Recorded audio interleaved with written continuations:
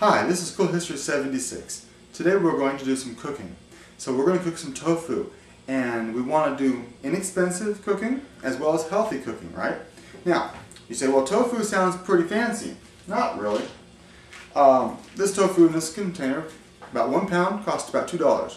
And that's like your cheapest kinds of meats, right?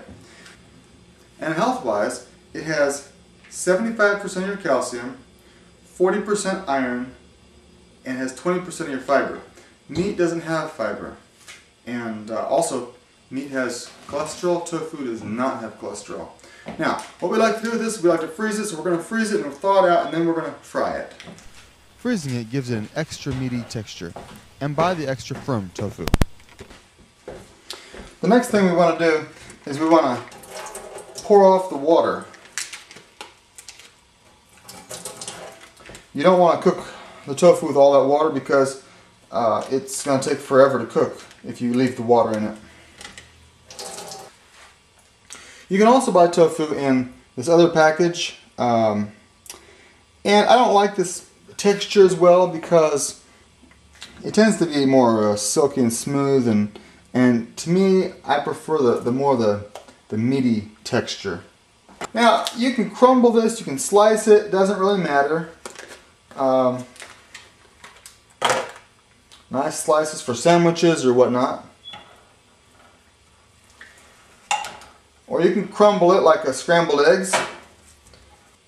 And one thing nice about tofu is you can flavor it with different seasonings to make it taste like different things, like scrambled eggs or whatever. Now we don't want to set it too high because it'll burn. We want to set it about medium, and a slow cook makes for a better product. I want you to notice that we're not adding any oil.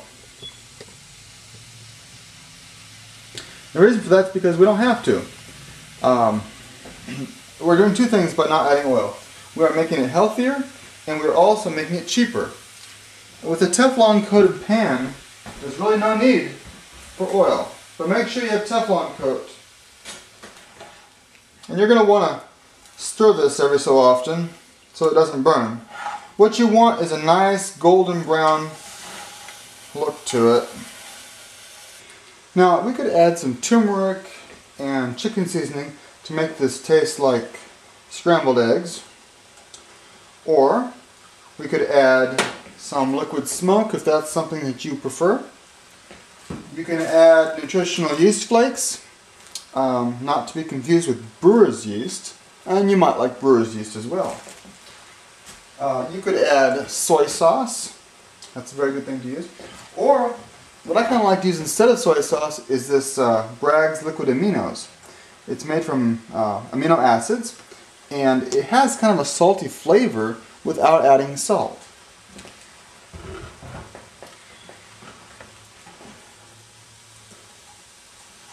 You notice the water's kind of cooking out of the tofu. And that's okay because it slows down the cook time, makes sure that the tofu is cooked thoroughly. Of course, raw tofu isn't going to hurt you like raw meat might. It's starting to get a little drier, so it's going to start browning here pretty soon. But when you have a pound of tofu, it doesn't cook down the same way that a pound of meat would cook down. Now as it begins to brown, you're going to need to watch it a lot closer. And one thing to do to slow it down from burning is to add a little bit of your flavoring, especially if your flavoring is like a liquid, of course. So I'm going to add some Bragg's here.